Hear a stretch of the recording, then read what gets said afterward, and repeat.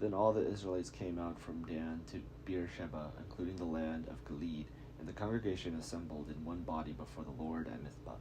The chiefs of all the people of all the tribes of Israel presented themselves in the assembly of the people of God, 400,000 foot soldiers bearing arms. Now the Benjamites heard that the people of Israel had gone up to Mizpah, and the Israelites said, "Tell us how did this criminal act come about?"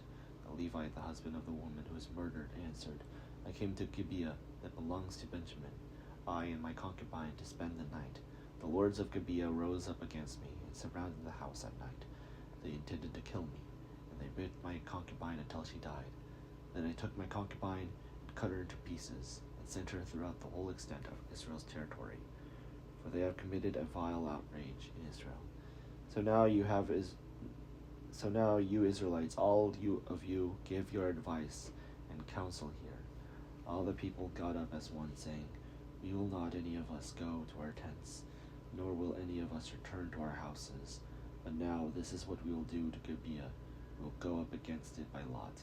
We will take 10 men of 100 throughout all the tribes of Israel, and 100 of 1,000, and 1,000 of 10,000 to bring provisions to the troops who are going to repay Gibeah of Benjamin for all the disgrace that hath done in Israel." So all the men of Israel gathered against the city, united as one. The tribes of Israel sent men through all the tribe of Benjamin, saying, "What crime is this that has been committed among you? Now then, hand over those scoundrels in Gibeah, so that we may put them to death, and purge the evil from Israel." But the Benjamites would not listen to their kinsfolk, the Israelites. The Benjamites came together out of the towns to Gibeah, to go out to the battle against the Israelites. On that day the Benjamites mustered 26,000 armed men from their towns, besides the inhabitants of Gibeah. Of all this force there were 700 picked men, who were left-handed. Every one could sling the stone at the hair and not miss. The Israelites, apart from Benjamin, mustered 400,000 armed men, all of them warriors. The Israelites proceeded to go up to Bethel, where they inquired of God, "Which of us shall go up first to battle against the Benjamites?" And the Lord answered, "Judah shall go up first." Then the Israelites got up in the morning and encamped against Gibeah. The Israelites went out to battle against Benjamin, and the Israelites drew up the battle line against them at Gibeah. The Benjamites came out of Gibeah and struck down on the day 22,000 of the Israelites. The Israelites went up and wept before the Lord until the evening, and they inquired of the Lord, "Shall we again draw near to battle against our kinsfolk the Benjamites?" And the Lord said, "Go up against them." The Israelites took courage and again formed the battle line in the same place where they had formed it on the first day. So the Israelites advanced against the Benjamites. The second day Benjamin moved out against them from the Gibeah the second day, and struck down 18,000 of the Israelites, all of them armed men. Then all the Israelites, the whole army, went back to Bethel, and wept, sitting there before the Lord. They fasted that day until evening. Then they offered burnt offerings and sacrifices of well-being before the Lord.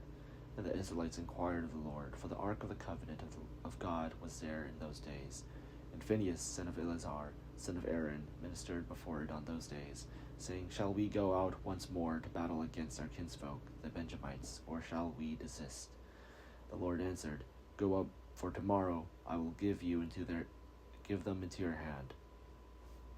So Israel stationed men in ambush around Gibeah.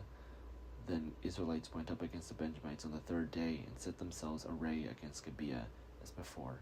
When the Benjamites went out against the army, they drawn away from the city. As before, they began to inflict casualties on the troops along the main roads, one of which goes up to Bethel and other to Gibeah, as well as the open country, killing about 30 men of Israel. The Benjamites thought, "They are being routed before us as previously." But the Israelites said, "Let us retreat and draw them away from the city towards the roads." The main body of the Israelites drew back its battle line to Baal Tamar, while those Israelites who were in ambush rushed out of their place west of Gibeah. They came out against Gibeah, 10,000 picked men out of all Israel. The battle was fierce. But the Benjamites did not realize that disaster was close upon them. The Lord defeated Benjamin before Israel, and the Israelites destroyed 25,100 men of Benjamin that day. all of them armed. Then the Benjamites saw that they were defeated. The Israelites gave ground to Benjamin, because they trusted to the troops in ambush that they had stationed against Gibeah. The troops in ambush rushed quickly upon Gibeah. Then they put the whole city to the sword. Now the agreement between the main body of Israel and the men in ambush was that when they sent up a cloud of smoke out of the city, the main body of Israel should turn in battle. But Benjamin had begun to inflict casualties on the Israelites, killing about 30 of them. So they thought, surely they are defeated before us, as in the first battle. But when the cloud, a column of smoke, began to rise out of the city, the Benjamites looked behind them, and there was the whole city going up in smoke toward the sky.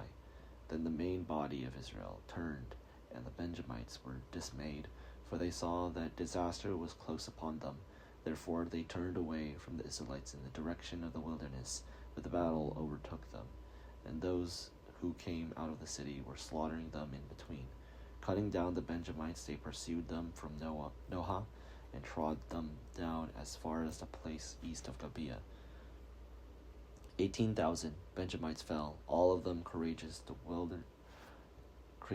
fighters. When they turned and fled toward the wilderness to the rock of Rimmon, 5,000 of them were cut down on the main roads, and they were pursued as far as Gidom, and 2,000 of them were slain.